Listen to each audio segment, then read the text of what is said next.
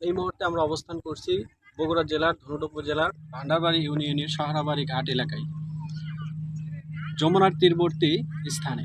এখানে আমার পিছনে যে দৃশ্যগুলো আপনারা দেখতে পাচ্ছেন তা হচ্ছে বর্তমান যমুনা নদীর ভাঙনের চিত্র, যেটি চলমান নদী ভাঙনের চিত্র। যমুনা নদীর অব্যাহত ভাঙনে প্রতিদিনই নদী গর্ভে বিলীন হয়ে যাচ্ছে ফসলি জমি, গাছপালা, মূল্যবান সম্পদ। ভাঙনের কারণে আতঙ্কে দিন কাটাচ্ছেন এখানকার হাজারো মানুষ। অনেক পরিবার তাদের বসতভিটা হারানোর শঙ্কায় রয়েছে। বছরের পর বছর ধরে নদী ভাঙনের এ এলাকায় মানুষের অন্যতম বড় দুর্ভোগ। বর্ষা মৌসুমে নদীর তীব্র খরস্রোতা এবং ভাঙনের কারণে পরিস্থিতি আরও ভয়াবহ হয়ে উঠছে।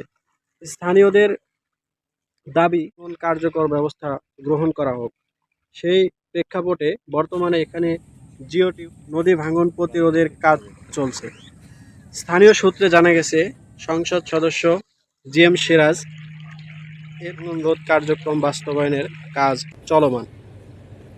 আশা করা যাচ্ছে কাজটি সম্পন্ন হলে ভাঙনের ঝুঁকি অনেকটাই কমে আসবে। নদী তীরবর্তী মানুষের জানমাল ও কৃষি জমি।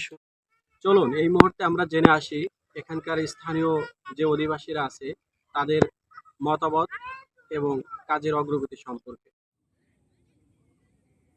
তাই না হয় আমার চাষার যায় যাবা নিচ্ছে তো, কিন্তু আমার জামাই ওর জমিন আছে নেমে গেল এই যে বাড়ি এদের, তাহলে এই বালুর ঝিবি ঝিবি যাই যাব যখন সেহনই বাড়ি টান দেওয়া নেব।